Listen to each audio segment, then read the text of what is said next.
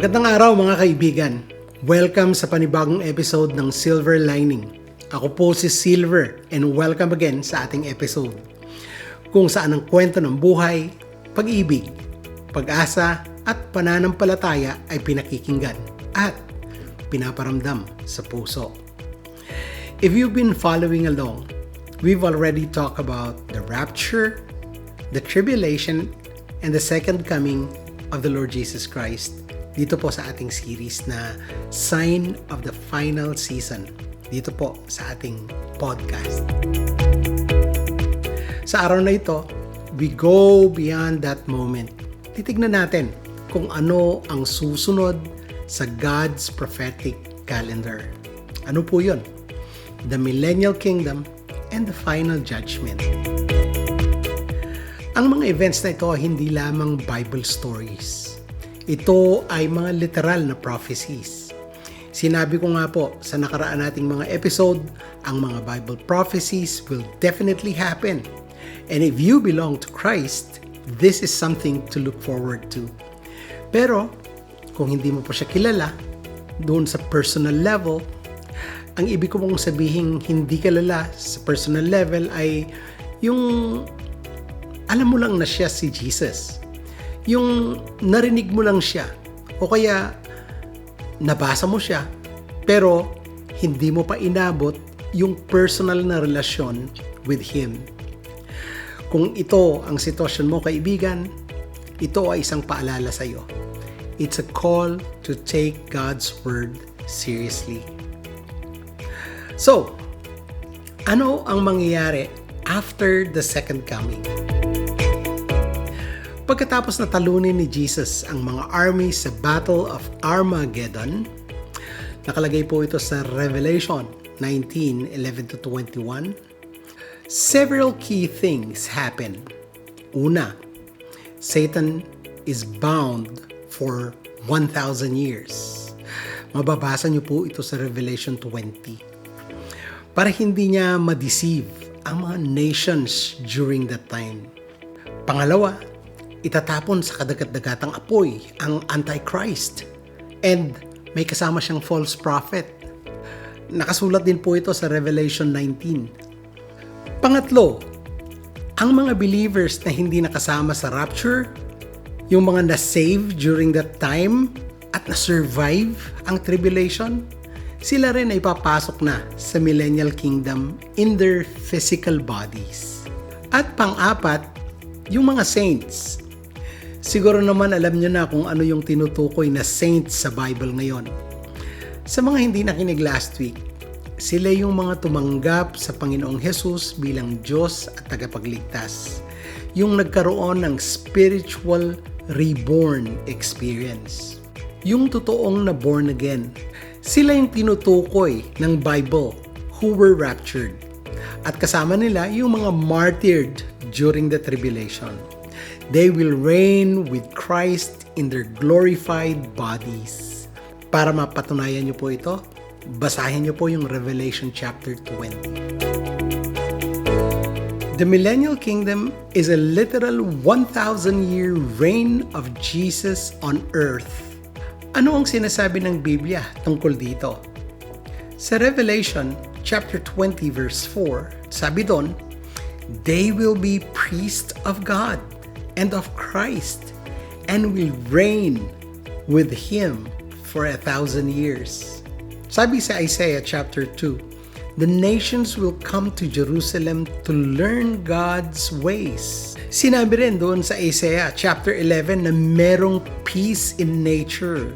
Yung mga wolves and lambs together. Walang harm or destruction. Ano ang karakteristik naman ng Millennial Kingdom? Ito po ang sinasabi ng Biblia. There will be perfect justice. Si Jesus po ang magro-rule as king. Saan siya magro-rule? Doon po sa Jerusalem. Kaya napaka-importante po ang Israel dahil nandun ang Jerusalem. Makikita po ito sa Isaiah chapter 9. Ano pa? Merong tunay na world peace. No wars, no corruption, no oppression. Tapos ano pa? restored creation. Yung nature is healed and long life is restored. Nakasulat po ito lahat sa Isaiah. Ano pa? Magkakaroon ng worship in Jerusalem. Lahat ng nations will worship the King Jesus. Nakasulat naman ito sa Zechariah chapter 14. At saka, alam nyo ang pinakamaganda rito para sa akin? Yung mga believers, tayong mga believers will reign with Christ. Faithful saints will have roles in His government. Nakasulat po ito sa Luke chapter 19. Isipin nyo, ano sa palagay nyo ang role ninyo sa government ng Panginoon? Ka-excite, ano? Ito ang mundo na gusto natin. This is the world that we all long for. Wala nang broken system, walang korupsyon. Wala nang corrupt na mga leaders. Wala na ring suffering. Ganda, di ba? Pero, pagkatapos ng 1,000 years na pagre-reign ng Panginoon na kasama tayo, Satan will be released for a short time. Nandun po sa Revelation chapter 20. Hindi ko po maintindihan kung bakit. Pero ang Diyos ay Diyos. Hindi ko na kailangang maintindihan lahat ng mangyayari. Kailangan ko lang magtiwala sa Kanya. Dahil, even in a perfect world, with Jesus, Siya yung nagre-reign physically on earth. Sa mga maipapanganak during the millennium, we'll need to personally choose our King Jesus. Nakakalungkot man, at hindi ko pa rin maintindihan kung bakit sa perfect world meron pa rin magre-rebelde sa Kanya. Pero sabi ko nga, ito ang nakasulat sa Biblia at kailangan nating lahat na magtiwala sa salita niya. Dahil nga na-release si Satan ulit, he will gather yung mga rebelde for one final attack. Pero God will end it instantly. Nakalagay din sa Revelation 20 yon. Satan will then be thrown into the lake of fire forever. Ano ang mangyayari right after Satan's final defeat?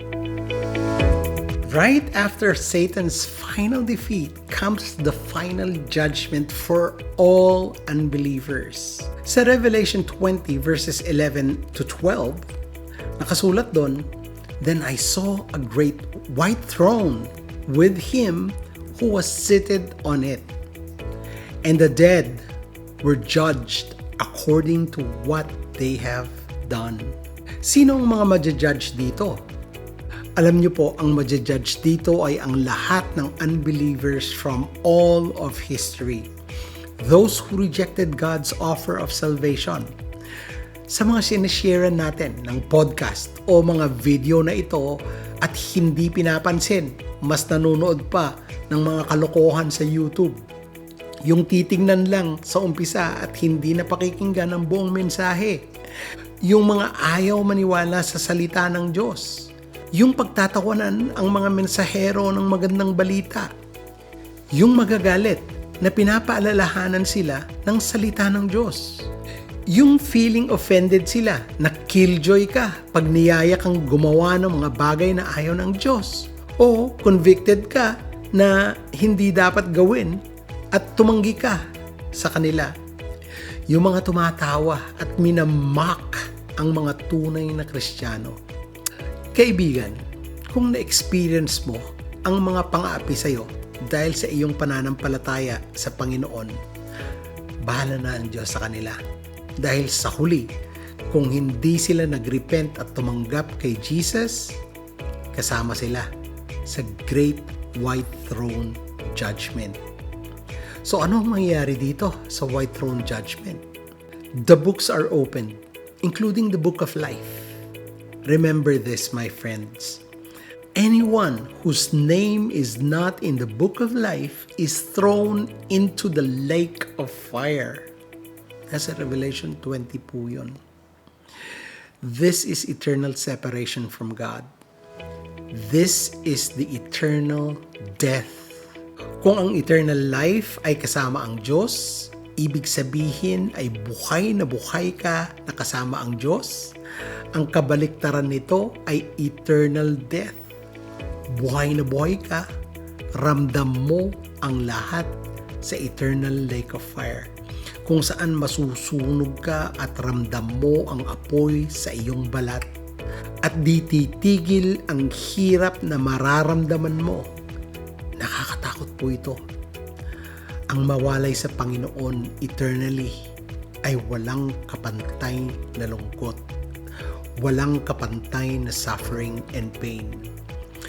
Ang hirap na daranasin mo rito ay hindi mo pa nararanasan at nino man dito sa mundong ito. Sabi nga ng Biblia, there will be gnashing of teeth. But here's an important information for all believers. Believers in Christ will not face this judgment for condemnation. Nakasulat po ito sa Romans 8. Hallelujah yun, di ba? Uulitin ko po, hindi po tayo kasama sa judgment na ito. We will already have eternal life and we will be rewarded at the judgment seat of Christ. Yun po, ibang judgment naman yon. Nasa 2 Corinthians 5 po yon. Ito po ay isang separate na event. Pagkatapos ng final judgment, God will make all things new. Sinabi rin ito sa Revelation 21 verses 1 to 4. Ito po ang maikling sinabi doon. Then I saw a new heaven and a new earth. Anong gagawin ng Lord? He will wipe every tear from their eyes. There will be no more death or mourning or crying or pain. Dito mag-uumpisa ang eternity in a perfect, sinless creation with God dwelling among His people forever. Alam niyo po mga kaibigan, ang mga events na ito ay hindi kwento-kwento lang. Hindi ito science fiction o kaya mga symbolic na myth. Ito ay mga prophecies na galing sa Diyos mismo. From the God who literally has already fulfilled hundreds of promises. If you are in Christ, this is your future home, kaibigan. Ito ang kanyang pangako sa kanyang mga pinili. Sa mga tumanggap sa kanyang anak na si Jesus at merong personal na relasyon sa kanya. Ngayon, if you are not, the Bible is warning you. Binibigyan ka ng Diyos ng pagkakataon because God loves you and wants you to be with Him.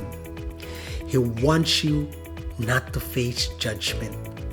Kaibigan, ito ay isang personal mong desisyon.